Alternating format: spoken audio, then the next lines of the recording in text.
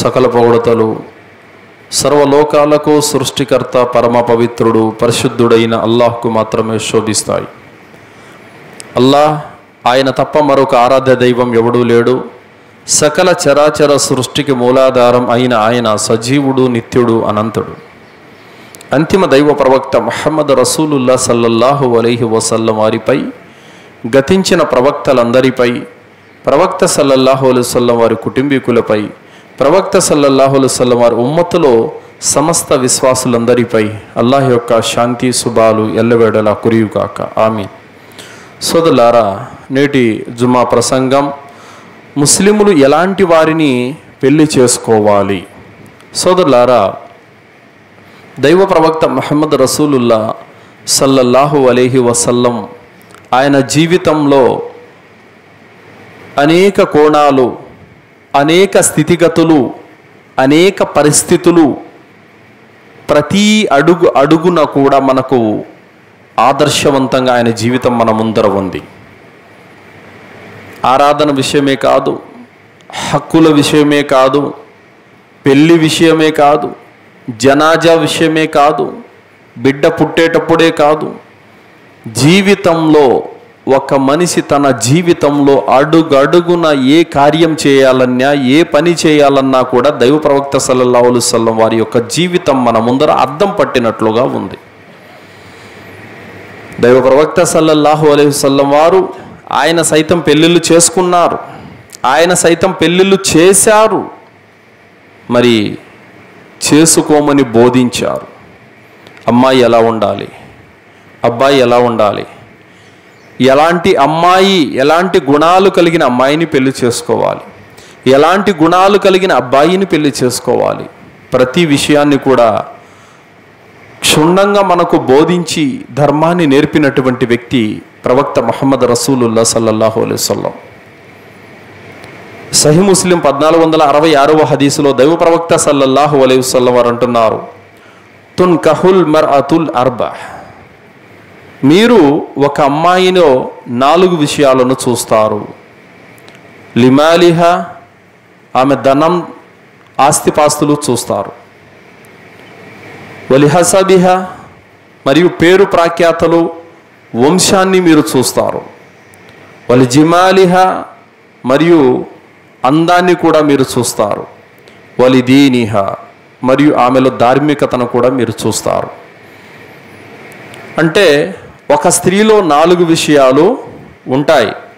ధనం చూసి పెళ్లి చేసుకునేవారు కొందరు, పేరు ప్రాఖ్యాతలు వంశ పరువు ప్రతిష్టలు చూసి పెళ్లి చేసుకునే వాళ్ళు కొందరు, అందాన్ని కోరుకొని పెళ్లి చేసుకునే వాళ్ళు కొందరు, మరియు ఆమెలో ధార్మికత చూసి పెళ్లి చేసుకునే వాళ్ళు కొందరు. అయితే దైవ ప్రవక్త సల్లల్లాహు అలైహి వసల్లం వారి 4 ఏమన్నారు? ఫర్ఫద్ బిదాతి దీని తర్బత్ యదాక్, మీ చేతులకు మన్ను తగలా మీరు మాత్రము ధార్మికత కలిగిన అమ్మాయినే పెళ్లి చేసుకోండి అన్నారు ప్రవక్త సల్లల్లాహు అలైహి వసల్లం వారు.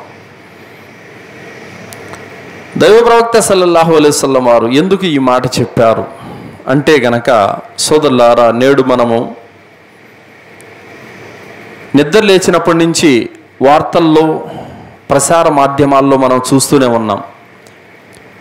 ఎన్నో సమస్యలు, భార్యాభర్తలకు సంబంధించినటువంటి అనేక సమస్యలు, అనేక ఇబ్బందులతో కోర్టులు మెట్లెక్కేవాళ్ళు, పోలీస్ స్టేషన్ల చుట్టూ తిరిగేవాళ్ళు, విడాకుల కోసం అంటూ అప్లై చేసుకునేవాళ్ళు, అనేక సమస్యలతో సతమతమైపోతూ ఎన్నో కుటుంబాలు, ఎన్నో సంసారాలు రోడ్డును పడుతున్నటువంటి విషయాన్ని కూడా మనం చూస్తున్నాం. అల్లాహ్ సుబ్హానహు వ తఆలా ఏదైనా ఒక విషయాన్ని తెలియజేశాడంటే, దైవ ప్రవక్త సల్లల్లాహు అలైహి వసల్లం వారు ఏదైనా ఒక విషయాన్ని తెలియజేశారంటే, ఆ తెలియజేసినటువంటి విషయం అది హలాల్కి సంబంధించిందా, హరాముకి సంబంధించిందా అన్నటువంటి విషయాన్ని మనం ఖచ్చితంగా పరిశీలన చేసుకోవాలి. అల్లాహ్ ఆయన ప్రవక్త దేనికైతే దూరంగా ఉండమని చెప్పారో దానికి గనక దూరంగా ఉండకపోతే దాని నష్టాన్ని మన జీవితంలో మనము చూసుకుంటాము. అల్లాహ్ మరియు ప్రవక్త సల్లల్లాహు అలైహి వసల్లం దేన్నైతే హలాలు చేశారో, ధర్మ సమ్మతం చేశారో దాన్ని గనక మనం పాటించినట్లయితే దాని యొక్క లాభాన్ని, మేలును కూడా మన జీవితంలో మనం చూసుకుంటాం. కావున అందాన్ని చూసి చేసుకున్నా, ధనాన్ని చూసి చేసుకున్నా, పేరు ప్రాఖ్యాతలు చూసి చేసుకున్నా, రేపు ఆ మనిషి ధార్మికత లేకపోతే ఈ 3 ఉన్నప్పటికీ కూడా రేపు ఆ మనిషి జీవితంలో నష్టాన్ని అనేది ఖచ్చితంగా అతను చెవి చూడవలసినటువంటి పరిస్థితి ఉంటుంది.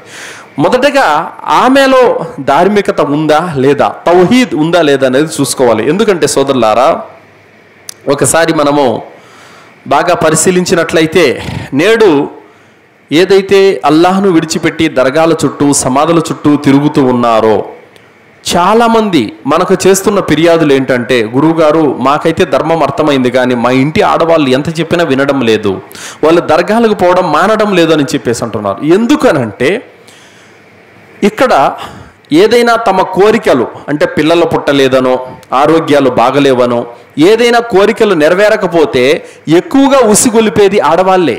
అంటే మాకు ఎప్పటి నుంచో పిల్లలు లేరు, మేము ఫలానా దర్గాకి వెళ్ళి తిరిగి వచ్చినప్పటి నుంచి మాకు పిల్లలు పుట్టారు అని వాళ్ళు చెప్పడంతో ఈమె దాన్ని ఇన్స్పైర్గా తీసుకొని ఈమె కూడా రేపటి నుంచి వెళుతుందన్నమాట. అలాగే ఆరోగ్యాలు బాగలేకపోతే ఫలానా ఆయన దగ్గరికి వెళ్ళిన తర్వాత బాగైంది, ఫలానా చోటుకి వెళ్ళి తాయెత్తు కట్టుకున్న తర్వాత బాగైంది, ఫలానా చోట దారం వేయించుకున్న తర్వాత బాగైంది, ఈ మాటలు చెప్పడంతో వాళ్ళ మాటలు ఆదర్శంగా తీసుకొని అవునా మాకు కూడా అయితే జరుగుతుందా అన్న ఉద్దేశంతో వీళ్ళు కూడా వెళ్ళడం జరుగుతుంది. అలాగే సోదరులారా, చాలామంది మన సోదరులు చెప్పిన మాట ఏమిటంటే పిల్లలకి దిష్టి చుక్కలు పెట్టి తీసుకొస్తారు. ఎందుకు దిష్టి చుక్కలు పెడుతున్నారు అని అంటే, నాకు తెలుసు గురువు గారు మా ఇంట్లో ఆడవాళ్ళు ఎంత చెప్పినా వినడం లేదు, పెట్టద్దంటే కూడా పెడుతున్నారు. కారణం ఏంటో తెలుసా, వాళ్ళల్లో దీన్ లేదు.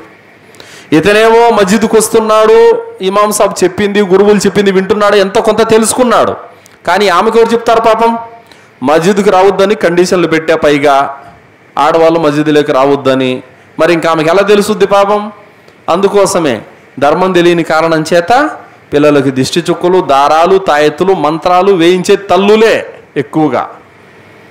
సో అందుకోసమే మీరు చేసుకునే భార్య దీన్ పరమైనది ఉండాలని ప్రవక్త సల్లల్లాహు అలైహి వసల్లం వారు తెలియజేశారు సోదరులారా.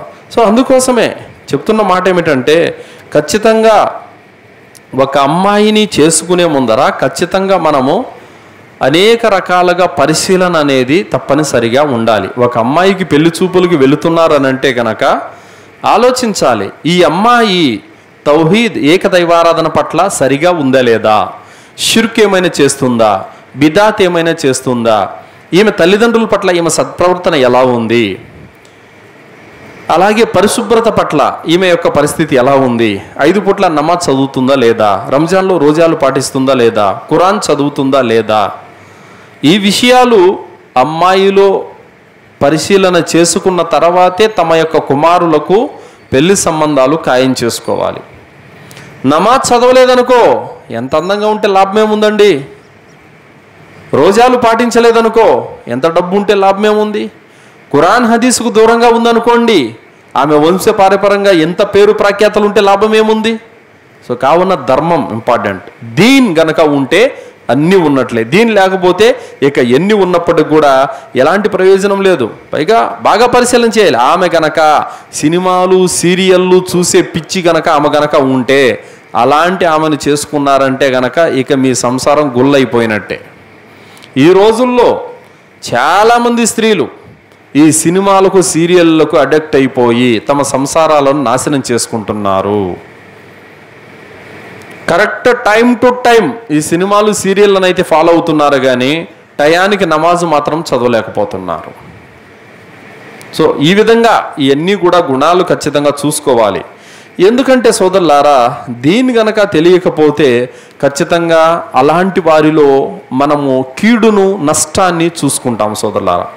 అందుకు ఇవన్నీ కూడా ఏంటంటే మ్యారేజ్ బ్యూరోలు ఎవరైతే ఉన్నారో వాళ్ళ మీద ఆధారపడిపోయి వాళ్ళు ఏం చేస్తారు, అటువైపు ఇటువైపు కమిషన్లకు వాళ్ళు ఆశపడిపోయి అటువైపు 100 అబద్ధాలు ఇటువైపు 100 అబద్ధాలు ఆడేసి, పెద్దోళ్ళు చెప్పారు కదా 100 అబద్ధాలైనా ఒక పెళ్లి చేయాలని చెప్పేసి, 100 అబద్ధాలు ఆడినా ఒక పెళ్లి చేయాలని. ఇది తప్పు, దాన్ని బాగా ఫాలో అయిపోతూ ఉంటారన్నమాట. సో కావున ఆ విధమైనటువంటి అబద్ధాలు చెప్పి వాళ్ళకి లింక్ తగిలించేస్తాడు. వాళ్ళు అతని మాటల మీద ఆధారపడిపోయి పెళ్లి చేసుకుంటారు. ఇక ఈ అందం కావచ్చు, కట్న కానుకలు కావచ్చు, వంశపారంపర్యం కావచ్చు, ఇవన్నీ చూసి పెళ్లి చేసుకుంటారు. చాలామంది నేను ఇంతకాలం ఏమనుకున్నానంటే అబ్బాయి తరపున వాళ్ళు కట్నం డిమాండ్ చేస్తున్నారు అనుకున్నాము. ఇది ఒక కారణమే. కానీ అమ్మాయి తరపున వాళ్ళు ఇచ్చే సమాధానం ఏంటి తెలుసా, మనము ఒట్టి చేతులతో ఎలా పంపుతామండి? ఎంతో కొంత ఇచ్చి పంపకపోతే వాళ్ళ దృష్టిలో మనం చీప్ అయిపోము. మన పిల్లకి ఏమైనా విలువ ఉంటుందా? మన పిల్లకి ఏమైనా గౌరవం ఉంటుందా ఒట్టి చేతులతో పంపితే? లేదు, ఎంతో కొంత ఇచ్చి పంపాలి కదండి. ఎంత చెప్పినా వినడం లేదండి. అసలు ఈ మాట మీద స్ట్రాంగ్గా ఉండిపోతున్నారు బాగా. ఎంత ధర్మంలో ఉంటే మాత్రం ఒట్టి చేతులతో ఎలా ఇచ్చి పంపుతాం? ఎంతో కొంత పెట్టాలి కదా, మనకు విలువే ఉంటుంది అత్తగారింట్లో అమ్మాయికి. ఈ మాట వినబడుతుంది. అంటే నాకు అర్థమైంది ఏంటంటే, అబ్బాయి తరపున డిమాండ్ చేసేది ఒక ఎత్తు అయితే, అమ్మాయి తరపున వాళ్ళు కూడా వాళ్ళు అడక్కముందే ఇచ్చేస్తున్నారు. అంటే ఇందులో ఇరువురికి పాపం ఉందన్నమాట. అంటే ఏ విధంగా ఈ పెళ్లి అనేటువంటి తతంగంలో ఈ కట్న కానుకల యొక్క పాపపు భాగం ఉందో ఇరువురు మోసుకుంటున్నారు దీన్ని. వాళ్ళు డిమాండ్ చేయకముందే వీళ్ళు ఫిక్స్ చేసేసి ఇచ్చేస్తున్నారు ఇంతని. సో ఆ విధంగా ఏంటంటే ఈ సినిమాలు, సీరియళ్ళు ఇలాంటి క్యారెక్టర్ గల అమ్మాయిని పెళ్లి చేసుకుంటారా? చేసుకున్న తర్వాత ఇంట్లోకి వస్తుంది, వాడు అందం చూసి ఆశపడి చేసుకుని ఉంటాడు, డబ్బు చూసి ఆశపడి చేసుకుని ఉంటాడు. ఏమవుతుంది? ఏదో చిన్న గీసులాట వచ్చిందంటే కనుక ఇంకో వాటి కండిషన్, మీ అమ్మ కావాలా నేను కావాలా తేల్చుకో, వెళ్ళిపోతుంది. పెట్టా బేడా చదువుకొని ఇంటికి వెళ్ళిపోతుంది. అమ్మా నాన్నలు కూడా ఎలా ఉన్నారు? నీకేం తక్కువ? అవసరమైతే వాడే వస్తాడు, నువ్వు ఇక్కడే ఉండు. తల్లిదండ్రులు చెప్పటం పిల్లలకి, అవసరమైతే భార్య కావాలనుకుంటే వాడే వస్తాడు, నువ్వు ఉండు ఇక్కడ, నువ్వు ఎక్కడికి వెళ్ళొద్దు, నీకేం తక్కువ అనే మాటలు చెప్పి తమ బిడ్డల జీవితాలను నాశనం చేసుకుంటున్నారు. వాస్తవానికి తమ కూతురికి ఎలాంటి విషయాలు నసీహత్ చేయాలి? ఫాతిమా రదియల్లాహు అన్హా ప్రవక్త సల్లల్లాహు అలైహి వసల్లం వారి యొక్క ప్రియపుత్రిక. అలీ రదియల్లాహు అన్హు వారికి ఇచ్చి పెళ్లి చేశారు. వాళ్ళిద్దరికి మాట వచ్చింది ఒక సందర్భంలో. వస్తే ఫాతిమా రదియల్లాహు అన్హా వారు ప్రవక్త సల్లల్లాహు అలైహి వసల్లం దగ్గరికి వెళ్ళి అలీ మీద ఫిర్యాదు చేసింది. అలీ రదియల్లాహు అన్హు వారు మస్జిద్లో వెళ్ళి మట్టిలో పడుకున్నారు. ఫాతిమా రదియల్లాహు అన్హాకి ముహమ్మద్ సల్లల్లాహు అలైహి వసల్లం నసీహత్ చేస్తున్నారు, అమ్మ నీకు ఎలాంటి వ్యక్తినిచ్చి పెళ్లి చేశానో తెలుసా? ఖైబర్ విజయాన్ని సైతం అల్లాహ్ సుబ్హానహు వ తఆలా అతని చేతుల మీదుగా ప్రసాదించాడు. ఇహలోకంలో ఉండగానే అతను స్వర్గ శుభవార్త పొంది ఉన్నాడు. అలాంటి ఘనమైనటువంటి వ్యక్తికిచ్చి నిన్ను పెళ్లి చేశాను. అల్లాహ్ ఇష్టపడిపోయినటువంటి వ్యక్తికి నిన్నిచ్చి పెళ్లి చేశాను కావున అని చెప్పి ఫాతిమా రదియల్లాహు అన్హాకి నచ్చ చెప్పారు. అలీను ఒక్క మాట కూడా అనలేదు. ఇది తమ కూతురి సంసారాన్ని చక్కదిద్ది పంపవలసినటువంటి విధానం. ఫాతిమా రదియల్లాహు అన్హాని ఇంటికి పంపించారు. అలీ గొప్పతనం గురించి కొనియాడారు. మస్జిద్కి వెళ్ళి, ఓ అబు తురాబ్ లేయ్, ఇంటికి పో, నీ భార్యను దగ్గర తీసుకొని చెప్పి అలీకి కూడా 2 మాటలు చెప్పి పంపించారు. కానీ ఈరోజు ఏమైపోతుంది? కూతురు మాటలే వింటారే తప్ప అల్లుడు చెప్పే వర్షన్ వినరు. ఇది ఎంత పాపం! మీ అమ్మ కావాలా, నువ్వు కావాలా, నేను కావాలా తేల్చుకో అని అంటే ఏ బయలో దూకి చేస్తాడు వాడు. చాలా తప్పు, చాలా పాపం. ఇవన్నీ ఎక్కడి నుంచి వస్తాయి? ధార్మికత అనేది లేకపోవడం వల్ల ఇలాంటి అనేవి చోటు చేసుకోవడం జరుగుతుంది. కావున ఈరోజు నువ్వు అందం చూసి చేసుకోవచ్చు, డబ్బు చూసి చేసుకోవచ్చు, వంశం చూసి చేసుకోవచ్చు. ధార్మికత అనేది లేకపోతే ఆ ప్రభావం నీ మీద, నీ ఇంటి మీద, నీ బిడ్డల మీద, నీ జీవితం మీద పడుతుంది. ఆ నష్టం అనేది రేపు నువ్వు ఏడ్చుకుంటావు ఖచ్చితంగా. కావున ధార్మికత చూడాలి. అమ్మాయిలో నమాజ్ చేసేదా లేదా, ఆమె రోజా పాటించేదా లేదా, తక్వా పరురాలా కాదా, ఖురాన్ చదువుతుందా లేదా అన్నటువంటి యొక్క గుణాలు చూసి తప్పనిసరిగా అమ్మాయిని చూడవలసినటువంటి పరిస్థితి ఉంటుంది. అలాగే బిదాతు విధానాలు కలిగి ఉన్నటువంటి వారిని కూడా చేసుకోకూడదండి. ఎందుకంటే ఈరోజు చూడండి, మనం చూసాము అహ్లే హదీస్ అన్నబడినటువంటి వ్యక్తుల యొక్క కుటుంబాలలో కూడా మనం బిదాతు చూసి ఉన్నాం. కారణం ఏంటంటే స్త్రీల కారణంగా. వాళ్ళు మంగినీలు, పెళ్లి కారణంగా మంగినీలు మానలేకుండారు. ఎన్నో చోట్ల ఆహ్వానించారు. వెళ్ళి చూస్తే ఏంటయ్యా ఇది, అసలు మంగినీళ్ళు ఎందుకు చేస్తున్నారంటే ఏం చెప్తాం గురువుగారు, ఎంత చెప్పినా లేడీస్ వినడం లేదు అని చెప్పేసి అని అంటారు. ఇవన్నీ అక్కడి నుంచే పుడుతున్నాయి. సో కావున ఈ బిదాతు యొక్క కార్యాలకు కూడా కారణమవుతున్నారు. అందుకోసం ఏంటంటే బిదాతుకు పాల్పడే వాళ్ళను కూడా పెళ్లి చేసుకోకూడదు. ఆమెలో ధార్మికత అంటే తౌహీద్ మరియు ఖురాన్ హదీసు ఉన్నటువంటి వ్యక్తులనే మనము చూసుకోవాల్సినటువంటి అవసరము ఉంటుంది సోదరులారా. ఒక ఫోన్ కొంటే జీవితాంతం, అంటే ఒక ఫోను కొంటేనే నువ్వు 10 మందిని అడిగి జాగ్రత్త పడి అతి ఉత్తమమైనది, బెస్ట్ అయినది, మేలైంది కొనుక్కుంటావే, మరి జీవితాంతం నీ కూతురికి భర్తగా రానున్నటువంటి వ్యక్తి గురించి నువ్వు విచారణ చెయ్యవా? పరిశీలన అనేది చెయ్యవా? వాళ్ళ ఇంటి దగ్గరికి వెళ్ళాలి, ఇంటి దగ్గర ఉండేటువంటి మస్జిద్ దగ్గరికి వెళ్ళాలి. వెళ్ళి, అయ్యా ఫలానా అబ్బాయిని నా కూతురికి చేసుకుంటున్నాను, అతను ఎలాంటి వాడు, మజీదుకు వచ్చి నమాజు చదువుతూ ఉంటాడా లేదా, అతను రంజాన్లో రోజాలు పాటిస్తాడా లేదా, ఖురాన్ చదువుతాడా లేదా, అతని తల్లిదండ్రులతో అతని ప్రవర్తన ఎలా ఉంది, ఇంకా బంధుమిత్రుల్లో ఇరుగు పొరుగుల్లో కూడా విచారించాలి. అయ్యా, ఈ అబ్బాయికి మా అమ్మాయిని ఇచ్చి పెళ్లి చేసుకోవాలనుకుంటున్నాము, అల్లుడుగా చేసుకోవాలనుకుంటున్నాము, మరి ఇతనికి తల్లిదండ్రుల పట్ల ఇతను సేవ మంచిగా చేస్తూ ఉంటాడా లేదా, ఇతని క్యారెక్టర్ ఏంటి, ఇతనికి ఏమైనా చెడు అలవాట్లు ఉన్నాయా, చెడు తిరుగుళ్ళు ఉన్నాయా, మంచి చెడు విచారించి ధార్మికత పట్ల ఇతను ఎలా ఉన్నాడు, అజాన్ కాగానే మస్జిద్కి వెళతాడా లేదా, ఇవన్నీ కూడా విచారణ జరిపి ఇవ్వాలి సోదరులారా. కారు ఉందా లేదా, ఫ్లాట్ ఉందా లేదా, బంగారు ఉందా లేదా, బంగ్లా ఉందా లేదా, ఇవి విచారిస్తే ఏమొస్తుందండి? మరి ఈరోజు ఎంతోమంది విలాసవంతమైన జీవితం గడుపుతూ కూడా భార్యతో 1 గంట టైం గడపడానికి కూడా సమయం లేదు ఈరోజు. మరి ఏం చేసుకోవడానికి? సో కావున ధార్మికత ఉంటే గనక అన్నీ ఉన్నట్టే సోదరులారా. కావున మనం చెప్తున్నటువంటి మాట ఏమిటంటే, పెళ్ళి అనేది సామాన్యమైన విషయం కాదు. ఒక్కసారి ఆ బంధం ముడిపడిందంటే ఇక జీవితాంతం వాళ్ళతో కలిసి ఉండవలసినటువంటి అవసరం ఉంటుంది. కావున ఎలాంటి వ్యక్తులను మనం కోడలుగా ఎన్నుకోవాలి, ఎలాంటి వ్యక్తులను మనం అల్లుళ్ళుగా ఎన్నుకోవాలి, సహాబాల జీవితాల్లో మనకు కనిపిస్తుంది సోదరులారా. ఉమర్ రదియల్లాహు అన్హు వారు ఆయన వీధుల్లో గస్తీలు చేస్తూ ఉంటే ఒక ఇంట్లో ఒక తల్లి కూతుల సంభాషణ విన్నారు. అదేమనంటే, తల్లి అంటుంది, అమ్మాయి, మనం ఏదైతే ప్రభుత్వానికి పాలు అమ్ముతామో ఆ పాలల్లో కాస్త నీళ్లు కలుపు, ఎక్కువ డబ్బులు వస్తాయి అని చెప్పగానే అప్పుడు కూతురు అంటుంది, అమ్మా, మన నాయకుడైనటువంటి ఉమర్ రదియల్లాహు అన్హు వారు ఏమి ఆదేశించారు? పాలల్లో నీళ్లు కలపొద్దని చెప్పారా లేదా? ఆయనకు విధేయత చూపవలసినటువంటి బాధ్యత మన మీద ఉంది. నేను కలపలేను అని చెప్పింది. ఉమర్ ఇక్కడ కానీ ఉన్నాడా ఏంటి? ఉమర్ ఏమైనా చూస్తున్నాడా? నీళ్లు కలుపు అని చెప్పగానే, లేదమ్మా, ఉమర్ చూడకపోతే అల్లాహ్ మనల్ని చూస్తున్నాడు, నేను ఈ పని చేయలేను అని చెప్పేసి ఆమె తెగేసి చెప్పింది. ఇదంతా వింటున్నారు. ఉమర్ రదియల్లాహు అన్హు వారు తనతో పాటు ఉన్నటువంటి సహచరునికి చెప్పారు, ఈ ఇల్లు గుర్తు పెట్టుకో అని చెప్పారు.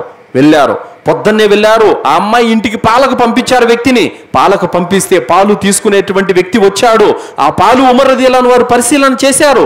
చేస్తే చాలా చిక్కగా ఉన్నాయి, నీళ్లు కలపలేదన్నమాట. ఆ అమ్మాయి నిజాయితీ ఉమర్ రదియల్లాహు అన్హు వారికి ఎంతగానో నచ్చింది, ప్రభావవంతులయ్యారు. అయిన తర్వాత ఆయన కుమారులకు పెళ్లిళ్ళు అయిపోయాయి. ఆసిం అనేటువంటి ఒక కుమారుడికి పెళ్లి కాలేదు.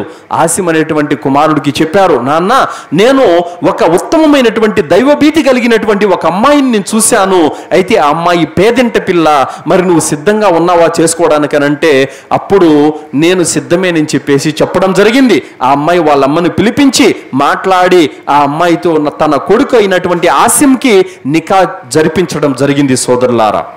ఆ విధంగా వాళ్ళిద్దరికీ ఒక కూతురు పుట్టింది, లైలా. ఆమెకు పుట్టినటువంటి ఆ లైలా అనేటువంటి స్త్రీకి పుట్టినటువంటి కుమారుడే Umar bin Abdul Aziz. Umar bin Abdul Aziz రహిమహుల్లా అలై ఎలాంటి ఘనత కలిగినటువంటి వ్యక్తి! సుబ్హానల్లాహ్. ఇస్లామీయ చరిత్రలో ఆయన చేసినటువంటి కార్యక్రమాలు మరిచిపోలేనివి సోదరులారా. అలాంటి ఘనమైనటువంటి విద్యావంతుడు, గొప్ప ధార్మికవేత్త అలాంటి స్త్రీ గర్భాన జన్మించాడు. చూడండి సోదరులారా, అరేబియా సామ్రాజ్యానికి రాజు అయినటువంటి ఉమర్ ఖలీఫా, ఆయన తలుచుకుంటే గనక పెద్ద పెద్ద చక్రవర్తుల యొక్క బిడ్డలలో అందగత్తెలైనటువంటి కూతుళ్లను తనకే కోడళ్ళగా చేసుకోగలుగుతాడు. కానీ ఆయన ఒక పాలు అమ్మేటువంటి ఒక సాధారణమైనటువంటి ఒక పేదింటి యొక్క స్త్రీని తన కోడలుగా చేసుకున్నారంటే ఇది మనకు ఆదర్శము. అందరూ ముస్లిములకు ఉమర్ రదియల్లాహు అన్హు వారి యొక్క ఈ సంఘటన మనందరికీ ఆదర్శం సోదరులారా. అదే ఒకవేళ గనక మనమే గనక అయితే ఆ పొజిషన్లో ఉంటే ఏం చేస్తాం? నేను రాజుని, పేదింటి పిల్లని పెళ్లి చేసుకోవడమా అని చెప్పేసి ఎంత నామోషిగా భావిస్తారు. కావున ఆయన ఇష్టపడింది దైవ భీతిని, నిజాయితీ, విధేయత. నాయకుడికి విధేయత కనబరిచింది, దైవ భీతిని కనబరిచింది. అలాంటి నిజాయితీ పరులు నిజంగా మనకు కోడళ్ళే అయితే గనక, మన బిడ్డలకు భార్యలే గనక అయితే గనక అలాంటి ఇల్లు సుఖశాంతులతో వర్ధిల్లుతుంది, ధర్మంతో నిండుగా వెలిగిపోతూ ఉంటుంది. అలాంటి స్త్రీలను కోరుకోవాలి. అబూ నాయిం అల్ సహానీ హెలియత్ ఔలియా వాల్యూమ్ 2 పేజ్ నంబర్ 169, 167లో సయీద్ ఇబ్నుల్ ముసయ్యిబ్ రహిమహుల్లా అలైహి గారు తన కూతురు యొక్క వృత్తాంతం గురించి అక్కడ తెలియజేయడం జరుగుతుంది.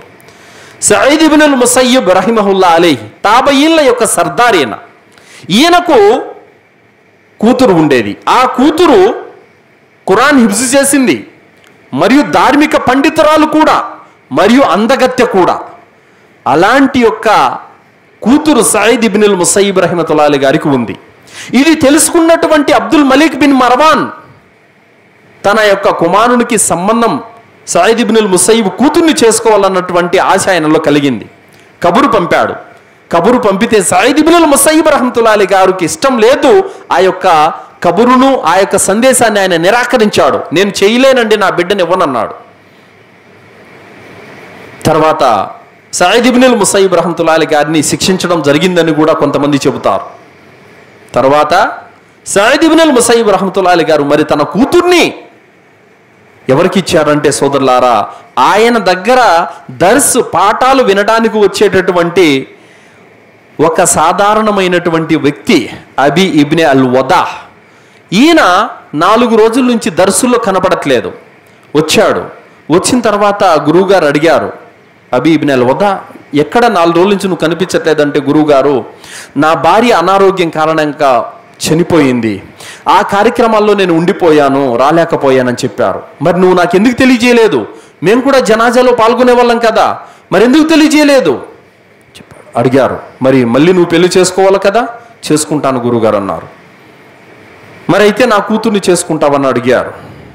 అడగని నా దగ్గర 2 దినార్లు మాత్రమే ఉన్నాయి, అంతకుమించి నా వద్ద ఏమీ లేదన్నారు. నీ దినార్లతో నాకు పని లేదు, చేసుకుంటావని చెప్పారు. చేసుకుంటానని చెప్పారు.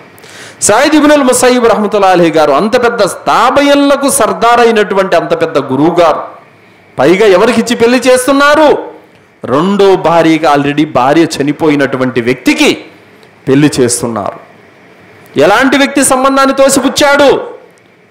అబ్దుల్ మలిక్ బిన్ మర్వాన్, ఒక నాయకుడు, ఒక రాజుగా ఉన్నటువంటి వ్యక్తి గొప్పింటి సంబంధాన్ని కాదని ఒక మామూలు ముస్లింకి ఇచ్చి పెళ్లి చేశారు. తర్వాత అన్నట్టుగానే నికా జరిపించారు. సాయంత్రం సయీద్ ఇబ్నుల్ ముసయ్యిబ్ తన కూతుర్ని వెంట పెట్టుకొని అబీ ఇబ్నే అల్ వదా ఇంటికి వచ్చారు. డోర్ తట్టారు. ఎవరనంటే సయీద్ ఇబ్నుల్ ముసయ్యిబ్. ఈయనేమనుకుంటున్నాడు? సయీద్ ఇబ్నుల్ ముసయ్యిబ్ 40 సంవత్సరాలు మజీదు ఇల్లు తప్ప ఇంక రెండో ప్రపంచం తెలియదు ఆయనకి. ఎవరో అనుకున్నారు. తీరమర చూస్తే గురువు గారు, అయ్యా నువ్వు ఒంటరిగా ఈరోజు రాత్రి గడపడం నాకు ఇష్టం లేదు, అందుకే నీ భార్యను తీసుకొచ్చాను, ఇదిగో అని చెప్పేసి అప్పగించారు. ఆ విధంగా తల్లికి తెలియకుండా చేసుకున్నందుకు ఆ 3 రోజులు ఆమె కండిషన్ పెట్టింది. తల్లి విధేయత చూపుతూ 3 రోజులు సయీద్ ఇబ్నుల్ ముసయ్యిబ్ యొక్క కూతుర్ని ఆయన దూరంగా పెట్టారు. 3 రోజుల తర్వాత ఆమెను సంసారంలోకి పిలుచుకున్నారు. తర్వాత అల్హమ్దుల్లా వాళ్ళ అలా సాగిపోతుంది. మరునాడు ఆయన ఏం చేశారంటే, విద్య కోసం అని చెప్పేసి, అంటే గురువు గారి యొక్క దర్సులో పాల్గొనడం కోసం అని చెప్పి ఆయన బయలుదేరుతూ ఉంటే భార్య అడుగుతుంది, ఎక్కడికి వెళ్తున్నావు? మీ నాన్నగారి దగ్గరికి విద్య నేర్చుకోవడానికి వెళ్తున్నాను. అప్పుడు ఆమె అనింది, ఎక్కడ నేర్చుకోవాల్సిన అవసరం లేదు, మా నాన్న ఏ విద్యను బోధిస్తాడో అదే విద్యను నేను బోధించగలను, కూర్చో నా దగ్గర అని చెప్పేసి ఆమె విద్య నేర్పింది భర్తకి. సుబ్హానల్లా, ఎన్ని గుణపాఠాలు ఇందులో ఉన్నాయి ఒకసారి ఆలోచించండి సోదరులారా. సయీద్ ఇబ్నుల్ ముసయ్యిబ్ రహిమహుల్లాహి గారు ఒక గొప్పింటి సంబంధాన్ని కాదని చెప్పేసి ఎందుకు ఇతనికి ఇచ్చి చేశారంటే, ఇతను తక్వాపరుడు, ఆరాధనలో పర్ఫెక్ట్, ఈమాన్లో పర్ఫెక్ట్, ఆచరణలో పర్ఫెక్ట్, అందుకు చూసి ఇచ్చి పెళ్లి చేశారు. డబ్బు, అందము, ఆస్తి, పేరు, పలుకుబడులు ఏమి చూడలేదు, తక్కువ చూసి అల్హమ్దులిల్లా సయీద్ ఇబ్నుల్ ముసయ్యిబ్ ఆయనకి ఇచ్చి పెళ్లి చేశారు. మనమైతే ఒక ఎమ్మెల్యే సంబంధాన్ని ఎంతగా ఇష్టపడతాం, ఒక ఎంపీ సంబంధం అంత అవసరం లేదు, ఒక సర్పంచ్ సంబంధం అయినా సరే గంతులేసి మన బిడ్డని ఇట్టే ఇచ్చేస్తాం. సోదరులారా, ఏం కోరుకున్నారు వాళ్ళు? అందుకే అల్లాహ్ తాలా అంటున్నాడు, ఫైన్ ఆమను బిమిస్లి మా అమంతుం బిహి ఫఖద్ ఇహ్తదౌ ఫైన్ తవల్లౌ ఫైన్నమా హుం ఫీ. అల్లాహ్ తాలా ఖురాన్లో అంటున్నాడు, వారి విశ్వాసం లాగా మీ విశ్వాసం ఉంటే అల్లాహ్ సుబ్హానహు వ తఆలా మిమ్మల్ని ఇష్టపడతాడు. ఎవరు వాళ్ళు? సహాబాలు. సో కావున వాళ్ళు తమ పిల్లల్ని ఎవరికిచ్చి పెళ్లి చేశారు? గవర్నర్ల సంబంధాలు వస్తుంటే కూడా వద్దంటున్నారు, రాజ్యాల నేలే రాజుల సంబంధాలు వస్తుంటే కూడా వద్దన్నారు. తక్కువ కావాలి వాళ్ళకి, సదాచరణ చేసే బిడ్డలు కావాలి వాళ్ళకి, మనకేం కావాలి? మనకు తక్కువ అవసరం లేదు, సదాచరణ చేసే వాళ్ళు అక్కర్లేదు, డబ్బు ఉంటే చాలు, అందం ఉంటే చాలు, కారు ఉంటే చాలు, బంగళా ఉంటే చాలు, బంగారు ఉంటే చాలు. ఇది నేటి పరిస్థితి. అబూ దర్దా రదియల్లాహు అన్హు, ఈయనకు కూడా ఒక కూతురు ఉండేది. అమీర్ ముఆవియా, సిరియాకు ఆయన గవర్నర్గా ఉండేవారు, సిరియా దేశానికి. ఆయన తన కుమారుడైనటువంటి యజీద్కి పెళ్లి కబురు పంపారు అబూ దర్దా యొక్క కూతుర్నిచ్చి పెళ్లి చేయడానికి. కానీ అబూ దర్దా కూడా ఆయన కూడా కబురు పంపారు, నేను ధనవంతులకు ఇంటికి నా కూతుర్ని పంపడానికి నేను సిద్ధంగా లేనని ఉత్తరం రాసి పంపారు. అబూ దర్దా ఎవరికిచ్చి పెళ్లి చేశారో తెలుసా? 5 పూటల నమాజ్ చేసి ఒక సాధారణ పేదింటి ముస్లింకి ఇచ్చి పెళ్లి చేశారు. అడిగారు అబూ దర్దా, అమీర్ ముఆవియా అంత గొప్ప వ్యక్తి యొక్క సంబంధం వస్తే, తన కుమారుడికి పెళ్లి చేయడానికి అంత గొప్ప సంబంధం వస్తే నువ్వు ఎందుకు కాదంటున్నావు? అప్పుడు అబూ దర్దా అన్నారు, ఏమిటి, నా కూతురు పరలోకాన్ని మర్చిపోయి ప్రాపంచికానికి బానిస అయిపోవాలని నేను కోరుకోవాలా? నా కూతురు సిరి సంపదలతో తూగి తన పరలోకాన్ని పాడు చేసుకోవడం నేను కోరుకోవాలా అని సమాధానం ఇచ్చారు అబూ దర్దా రదియల్లాహు అన్హు వారు. కావున ఈరోజు సంబంధాలు వస్తున్నాయి. గడ్డం ఉందా? అబ్బే అయితే వద్దండి, గడ్డం ఉంటే వద్దు. మరి ఇంకేం కావాలి? ఏం కావాలి? యూదులలాగా, ముస్లిమేతరులలాగా తమ జీవన శైలి కలిగి ఉన్నటువంటి వ్యక్తులు కావాలా? ఇది ధర్మ విరుద్ధం కాదా? సోదరులారా, దైవ ప్రవక్త సల్లల్లాహు అలైహి వసల్లం యొక్క సాంప్రదాయమైన విధానమైనటువంటి పద్ధతిని ఇష్టపడి పెళ్లి చేసుకోవాల్సింది పోయి గడ్డం ఉంటే వద్దా? నా దాకా చాలా సంబంధాలు వచ్చాయండి. వాళ్ళు అంటున్నారు, గడ్డము లేనోళ్ళను చూడండి గురువుగారు అన్నారు. గడ్డం లేనోళ్ళు కాబట్టి మీరు ఎక్కడ మ్యారేజ్ బ్యూరోల దగ్గర ఎత్తుకోండి, నాకు చెప్పమాకండి అన్నాను నేను. చూడండి, ప్రవక్త సల్లల్లాహు అలైహి వసల్లం కాలంలో జులైబీబ్ రదియల్లాహు అన్హు అని ఒక సహాబీ ఉండేవారు. పొట్టిగా, ఆయన మరుగుజ్జుగా ఉండేవారు. చాలా ఆయనకి అల్లాహ్ సుబ్హానహు వ తఆలా ఆయన్ని ఒక రూపం ఇచ్చాడు. నల్లగా ఉండేవారు, పొట్టిగా ఉండేవారు, ఆయన మరుగుజ్జు. చాలామంది ఆయన చూసి ఎగతాళి చేసేవారు కూడా. మదీనాలో ఒక అన్సారీ సహాబీ ఉండేవారు. ఆయన పిలిపించారు, అయ్యా నీ కూతురికి ఒక సంబంధం మాట్లాడతానన్నారు. ఎవరు? ప్రవక్త అన్నారు, జులైబీబ్. జులైబీబా? అయ్యో అతనికా? ఏం అతనికి ఇచ్చి చేయవా? ప్రవక్త, మా ఇంట్లో అడగాల్సిందే అన్నారు. వెళ్ళి అడుగు అన్నారు. ఆమె వింటుంది, ఆ అమ్మాయి వింటుంది, అమ్మాయి తల్లి వింటున్నారు. జులైబీబ్కు మన కూతురిచ్చి వివాహం చేయాలంట. ప్రవక్త గారు అన్నారు, నేను అస్సలు ఒప్పుకోను. అతను ఎలా ఉంటాడు, ఎంత అసహ్యంగా ఉంటాడు, నేను ఒప్పుకోను అని చెప్పింది ఆమె. ఎవరు? ఆ పాప తల్లి. కానీ అప్పుడు ఆ పాప అంటుంది, ఖురాన్లో 33వ సూరా 36వ ఆయతు ఆమె చదువుతుంది. ఏం చదువుతుందో తెలుసా? నాన్న, అమ్మ వినండి, అల్లాహ్ తాలా ఖురాన్ గ్రంథంలో ఏమంటున్నాడో తెలుసా? అల్లాహ్ మరియు ఆయన ప్రవక్త ఏదైనా ఒక విషయంలో తీర్పు చేసేసిన తర్వాత మరొక నిర్ణయం అంటూ ఏ ముస్లిముది ఉండకూడదని అల్లాహ్ సుబ్హానహు వ తఆలా చెప్పాడా లేదా?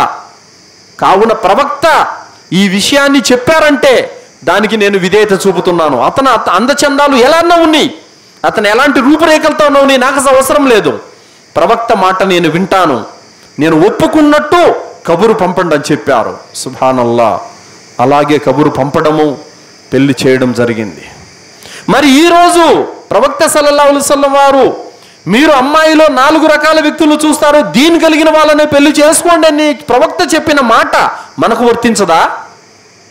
మరి ఈరోజు ప్రవక్త చెప్పిన మాట వినక అందాన్ని, ఆస్తులను చూసి చేసుకుంటున్నారు. కాబట్టే పెళ్ళైనప్పటి నుంచి ఒకటే సమస్యలు, గొడవలు. మనం వేరైపోదాము, మీ అమ్మ వాళ్ళతో ఉంటే నేను ఒప్పుకోను, మీ అన్నదమ్ములతో ఉంటే నేను ఒప్పుకోను, మీ అక్క చెల్లెలతో ఉంటే నేను ఒప్పుకోను. ఇవన్నీ సమస్యలు, గొడవలు దేనికి వస్తున్నాయి?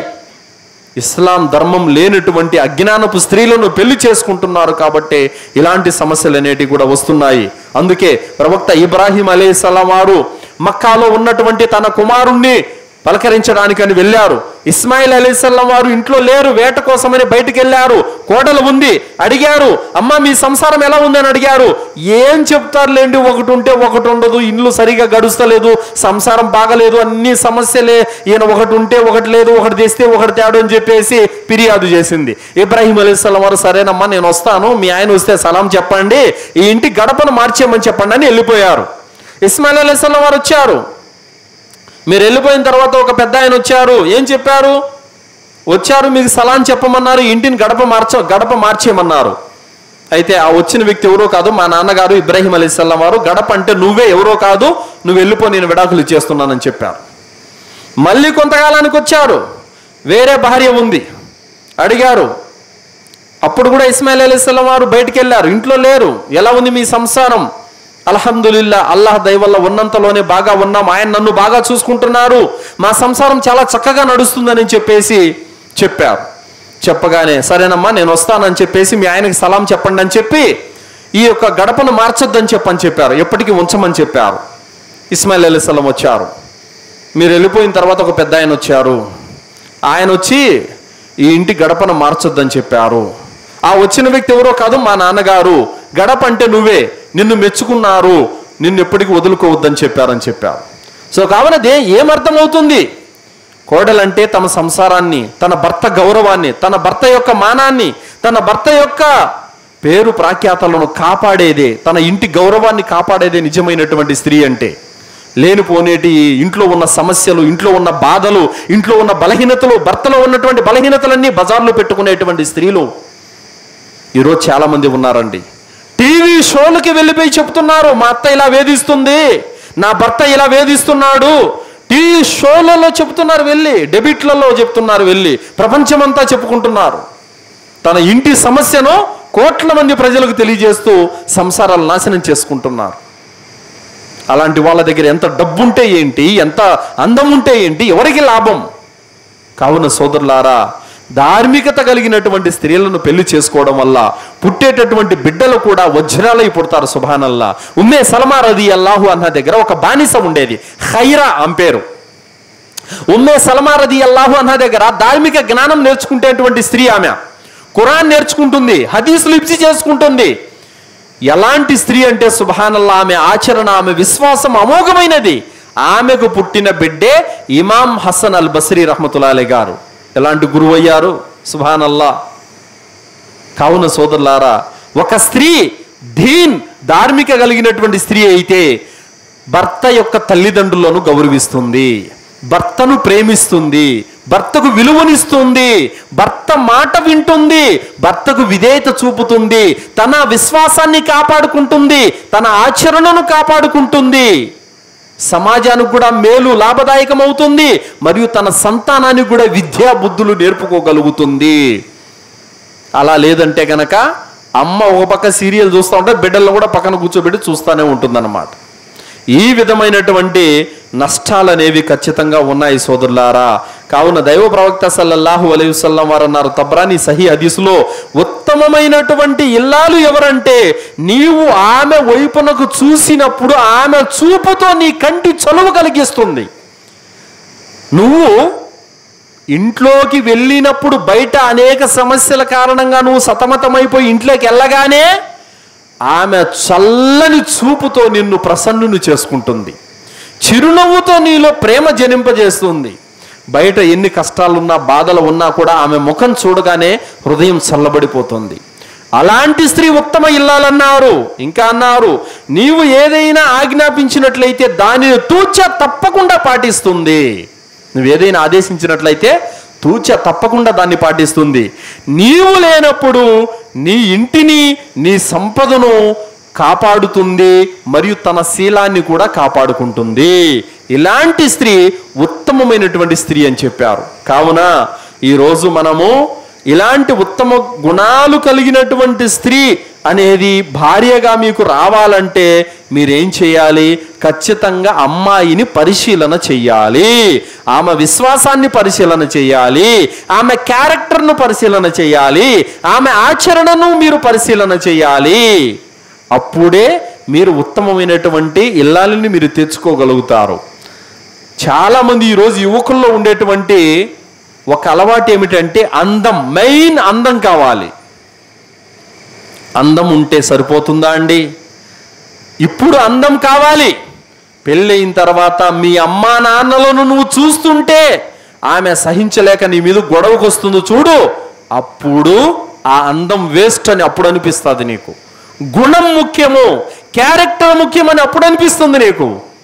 కావున సోదరులారా, ప్రాపంచిక జీవితం వెనకాల పడిపోయి ఎవరిని పడితే వాళ్ళని పెళ్ళిళ్ళు చేసుకొని కట్నాల కోసం, అందం కోసం, పేరు ప్రాఖ్యాతల కోసం పాకులాడి అలాంటి స్త్రీలను పెళ్లి చేసుకుంటే కనుక మీ జీవితం నాశనం అయిపోవడమే కాకుండా రేపు మీ సంతానం కూడా భ్రష్టు పట్టిపోయేటువంటి అవకాశం ఉంది సోదరులారా. కావున దీన్ కలిగినటువంటి స్త్రీలను పెళ్లి చేసుకోవాలి.